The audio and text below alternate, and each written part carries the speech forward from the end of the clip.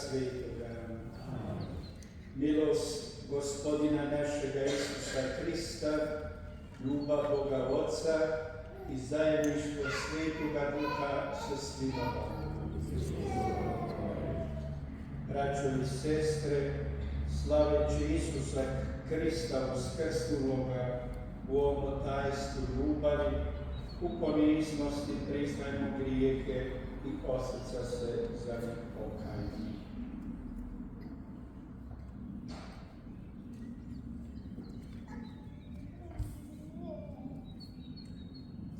Ispovijedam se Bogu svemoćnemu i vama, braćo, da sam grešio mnogo i mišlju, riječju, djelom i propustom. Moj grijeh, moj preveliki grijeh. Zato molim Blaženu Mariju, Vasta Djecu, sve anđele i svete i vas, braćo, da se molite za me, Gospodinu Bogu našemu. Smilovao nam se svemogući Bog, otpustio nam grijehe naše i priveo nas u život vječni. Amen.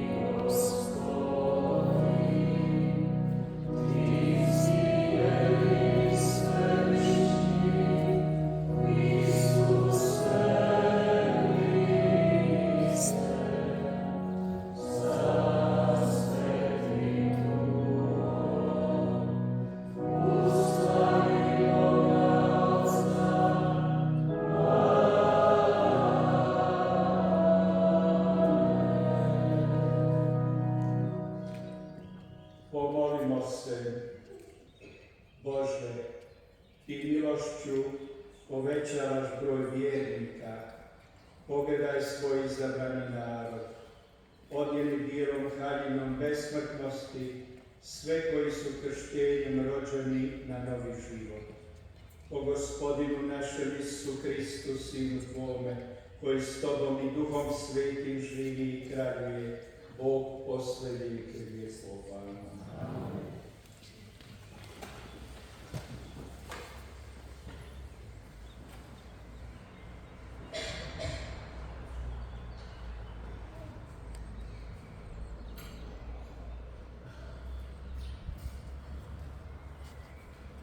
Čitanje dijela apostolskih. U one dane, kad glavari, starješine i pismoznanci vidješe neustrašivost Petrovu i Ivanu, a znajući da su to ljudi nepismeni i neuki, bijahu u čudu. Znali su ih da bijahu s Isusom, ali vidjeći gdje s njima stoji izliječeni čovjek, nisu mogli ništa protusloviti. Stoga zapovjediše da izađu iz liječnice, pa stadoše raspravljati. Što ćemo s tim ljudima? Da učinili su oči znak, oznak svim Jeruzalemcima. Ne možemo ga nijekati, ali da se još više ne razglasi u narodu, zaprijetimo im da nikomu živom o tome imenu više ne govore. Pozvaše ih i zapovjediše im da od nipošto ne zbore, niti naučavaju u ime Isusovo. Ali im Petar i Ivan odgovoriše: sudite, je li pred Bogom pravo slušati radije vas nego Boga?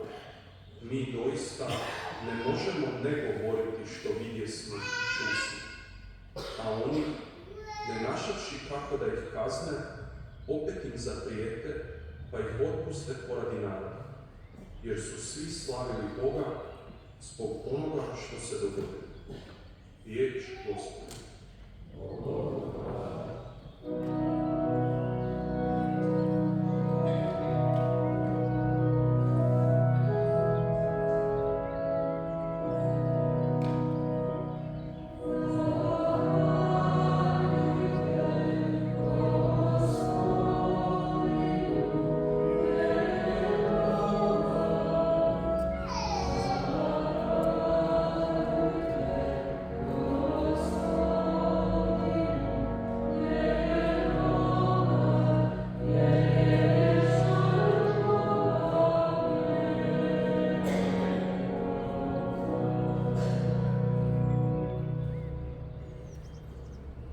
Zahvaljujem Ti, Gospodine, što si me uslišio. Zahvaljujem Gospodinu jer je dobar, jer je vječna ljubav njegova. Gospodin je moja snaga i pjesma.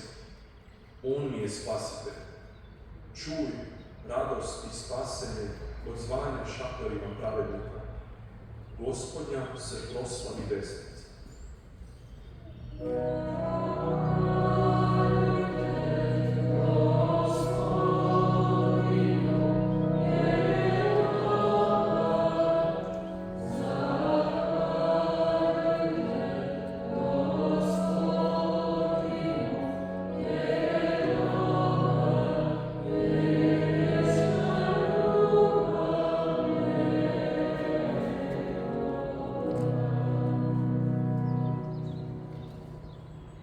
Gospodnja me desnica uzdignu, Gospodnja se proslavi desnica. Ne, umreti neću nego živjeti i kazivati djela Gospodnja. Kaznom teškom kaznio me Gospodin, ali me smrti ne preda.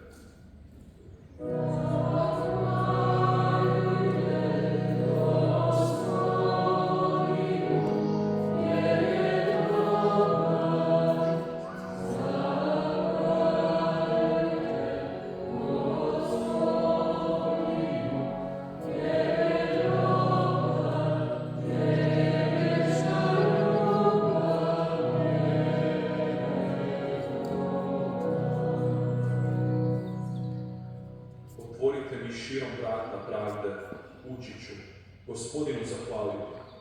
Ovo su vrata Gospodnja, na njih ulaze pravedni. Zahvalit ću ti što si me uslišio i moj postao spasitelj.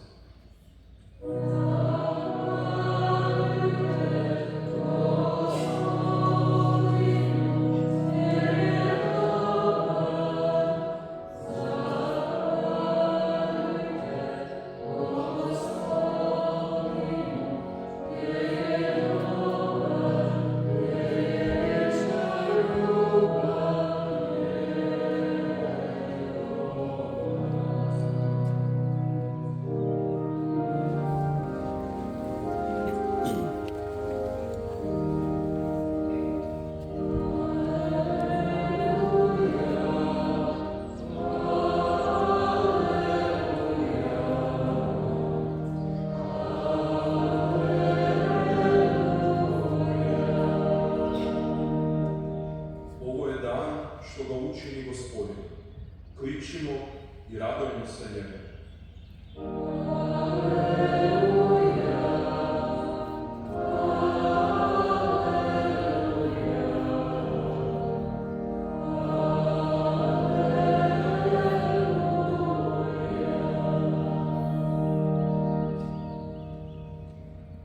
Gospodin s vama.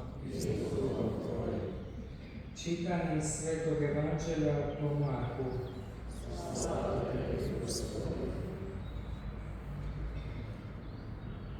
Isus, uskrsnuvši rano prvoga dana u tjednu, ukaza se najprije Mariji Magdaleni, iz koje bijaše istjerao 7 zloduha. Ona ode i dojavi njegovima tužnima i zaplakanima. Kad su oni čuli da je živ i da ga je ona vidjela, ne povjerovaše. Nakon toga ukaza se u drugom obličju dvojici od njih na putu dok su išli u selo.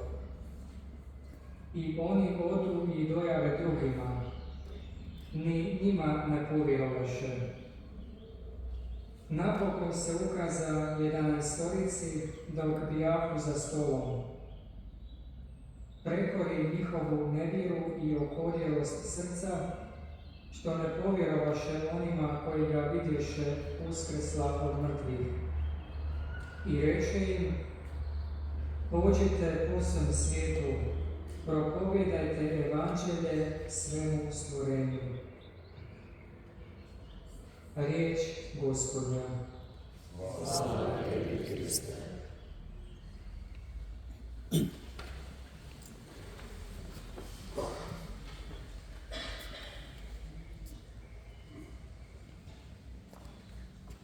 Božja zajednico, braćo i sestre,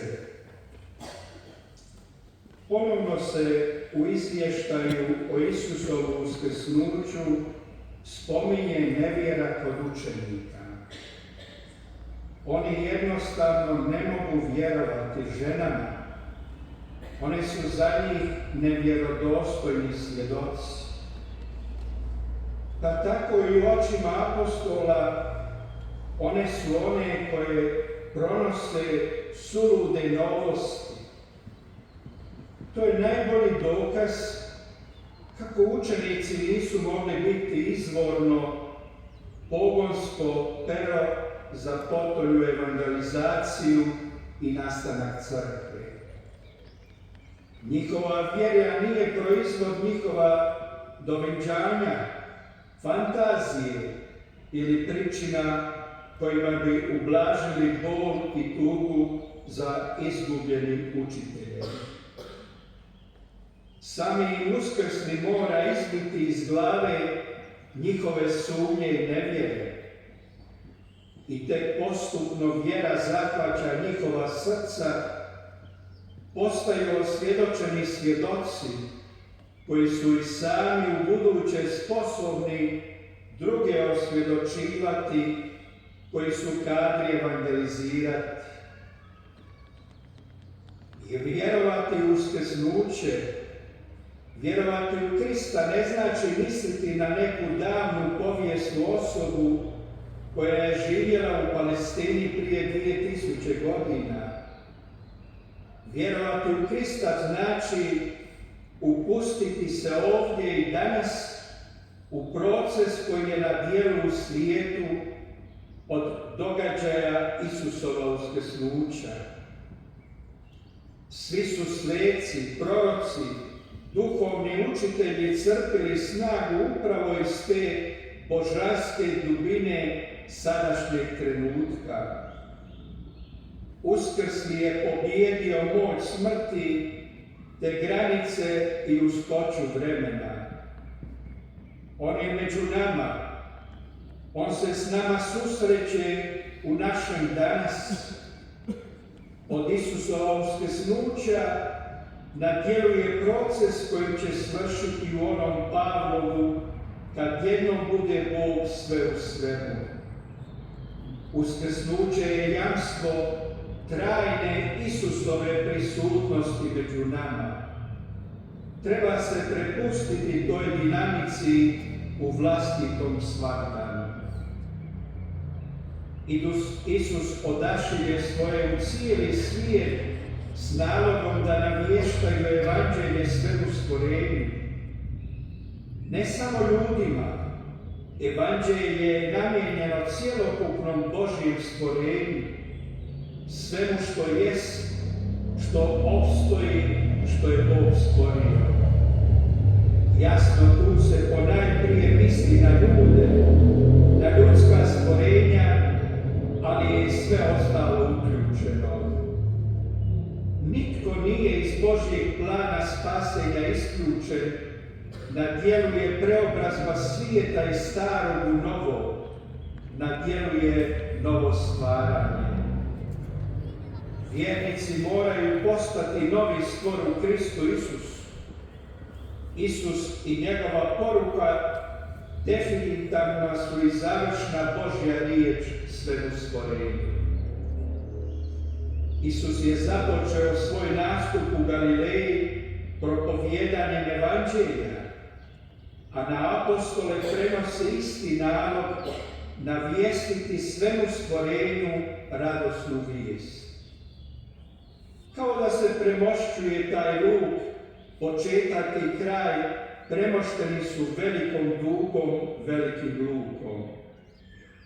U riječi evanđelja čovjek se susreće s riječju koja podiže, donosi život, riječju koja je riječ života i smrti. Nakon te riječi nema više drugih riječi koje bi bile spasotvorne ili životvorne. Spasenje i sud zavise od vjere u Isusa Krista i u njegovu riječ. Uz evanđelje i vjeru vezan je i nalog krštavati. Markovo evanđelje započinjelo je izvještaj o Isusovu krštenju, kako se Duh Sveti spustio na Isusa u vidljivu obličju, te kako je nebeski glas Isusa oslovio kao Božjeg ljubljenog Sina. Isto evanđelje svršava Isusovom uzašašćem na nebo, odakle nam on jamči da smo svi Božja ljubljena djeca, sinovi i kćeri. Za osobe koje su se onda susrele s Isusom, bijaše odlučujuća njihova veza, povezanost s Isusom.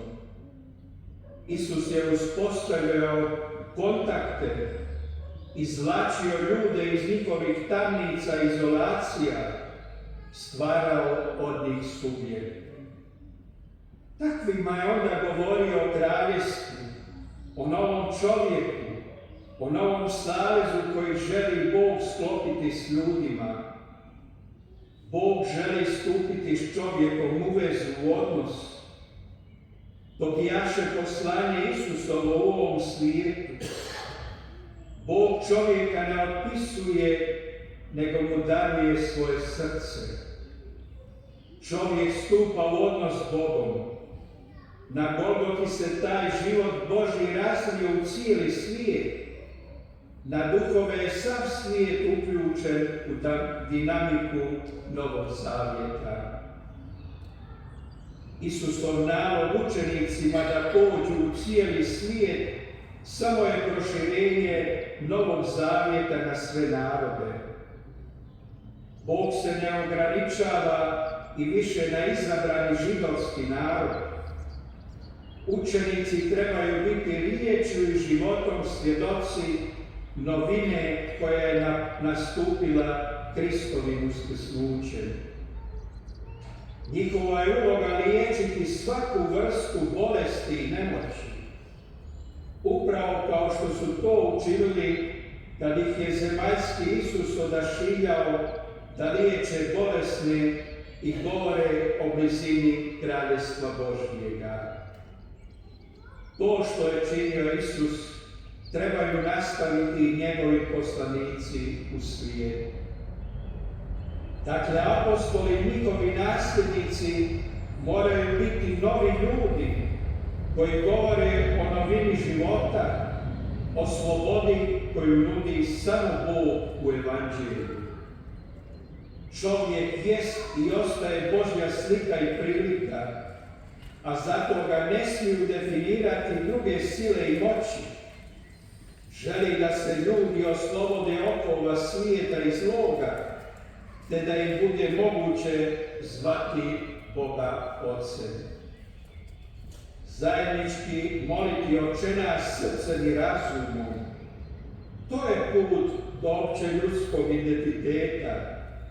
Postati novi čovjek i biti kadar reći da je novi u svjetlu Isusove riječi i osobe. 33 godine života i u tim godinama toliko nabijena intenzivna života da se svatko može pronaći u njemu, u njegovoj ljubavi. Svi bez razlike, mali i veliki, siromašni i bogati, ljubljeni i preznani, poniženi i vladari.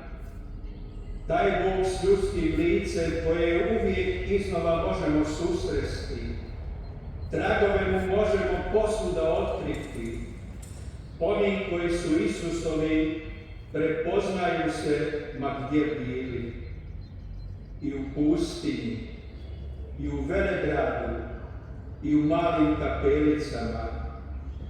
To je i povlastica i milost, ali i teška obveza biti navjestitelj ovog novog što je zasjalo u svjetlu u Isusu Kristu. Vjesnik Evanđelja o raspetom i uskrslom Gospodinu Isusu je svaki onaj koji je njegov prijatelj, svaki onaj koji je njegov učenik. Amen.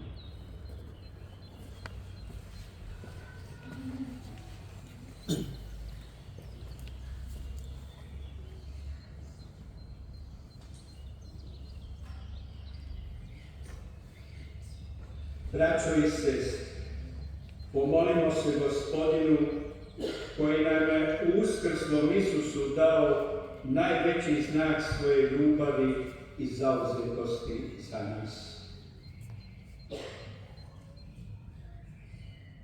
Udjeli svoje crkve, Gospodine, snagu da u služenju čovječanstvu radije sluša svoga učitelja Isusa nego druge ljude, molimo te.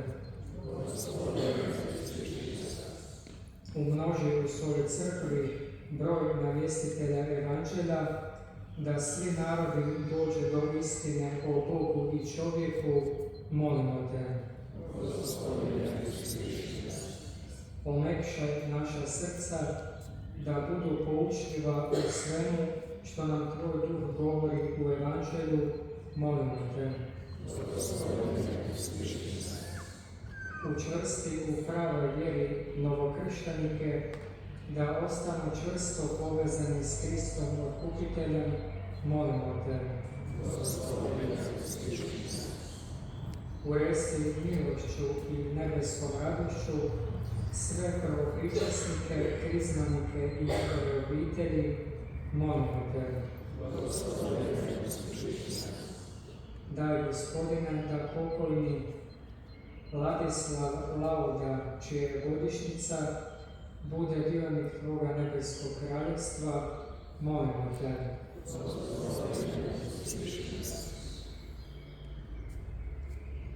Usliši naše molitve, Gospodine Bože, i daj da vazmena radost traje u nama zauvijek, po Kristu Gospodinu našemu.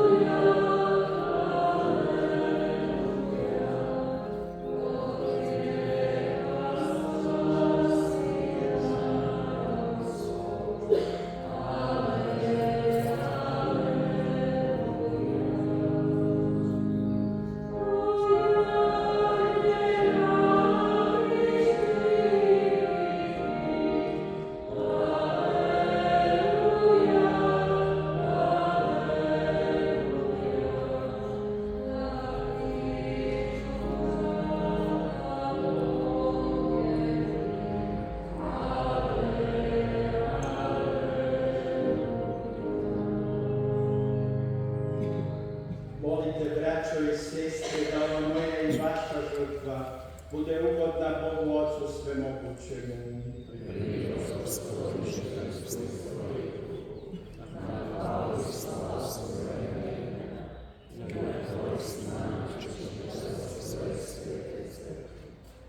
Udijeli nam, molimo Gospodine, da Te uvijek hvalimo ovim vazmenim tajstvima. U njima nas trajno ispravljaš. Daj da nam budu izvor vječne radosti. Po Kristu, Gospodinu našemu.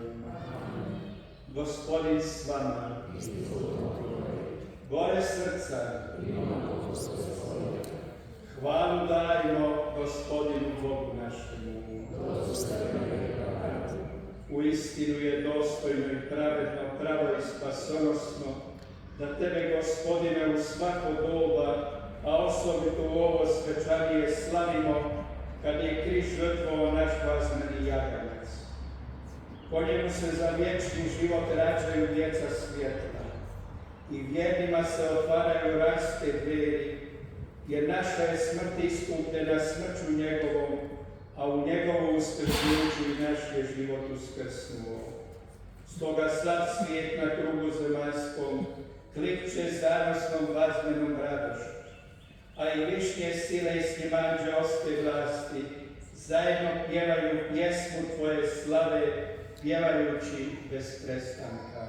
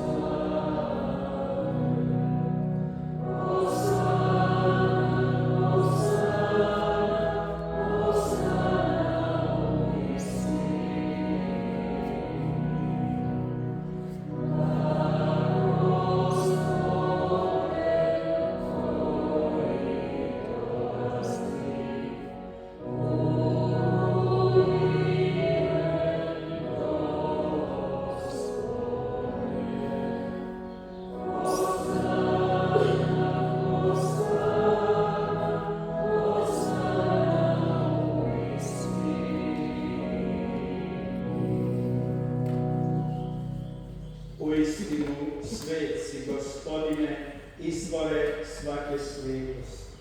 Tebe zato molimo rosom Duha svoga posveti ove darove, da nam postanu tijelo i krv Gospodina našega Isusa Krista.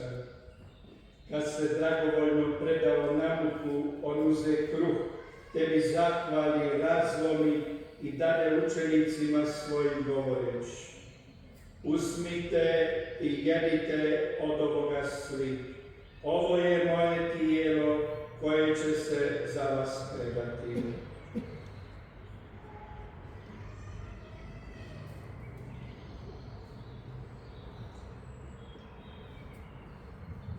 Isto tako, pošto večeraše, uze kaleš, ponovno ti zahvali i dade učenicima svojim govoreći: uzmite i pijte iz njega svi.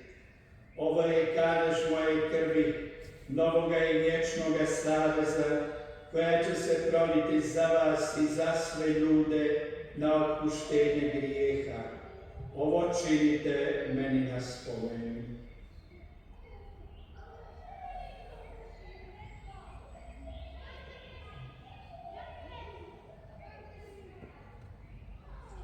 Tajna vjere. Tvoje srce Tvoje srce čista, Tvoj slavni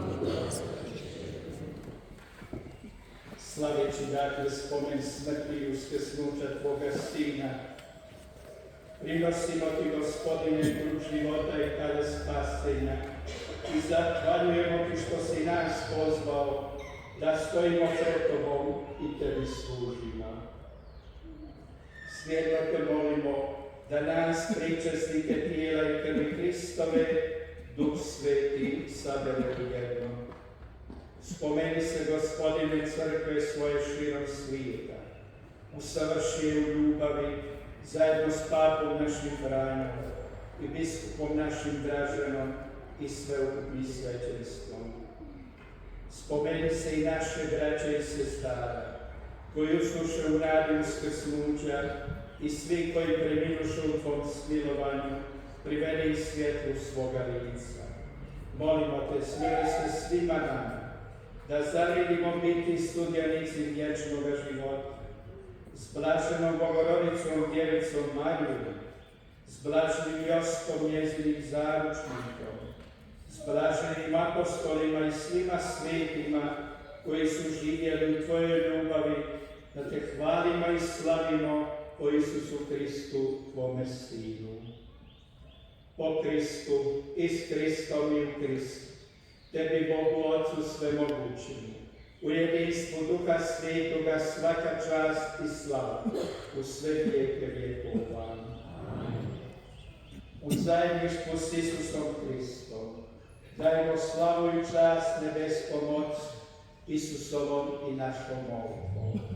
Oče naš, koji jesi na nebesima, sveti se ime Tvoje, dođi kraljestvo Tvoje, budi volja Tvoja, kako na nebu, tako i na zemlji. Kruh naš svakdani daj nam danas, i otpusti nama duge naše, kako i mi otpuštamo dužnicima našim. I ne uvedi nas u napast, nego izbavi nas od zla. Izbavi nas, molimo Gospodina, od svih zala. Daj milostivo mir u naše dane, da s pomoću Tvoga milosrđa budemo svakda i slobodni od grijeha i sigurni od svih nereda, čekajući blaženu nadu, dolazak Spasitelja našega Isusa Krista.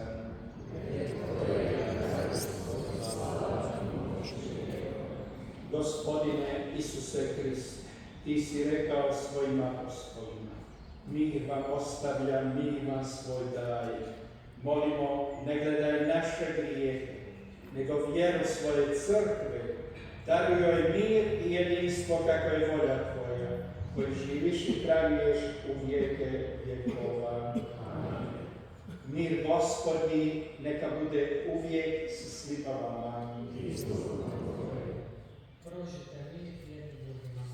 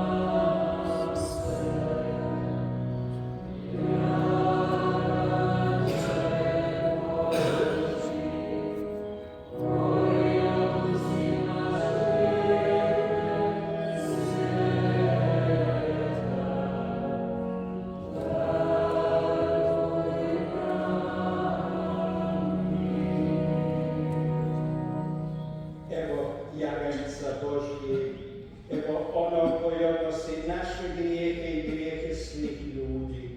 Blago onima koji su pozvani na gozbu Jagančevu. Gospodine, nisam dostojan da uđeš pokorom, nego svakosti riječ koji daću ušao.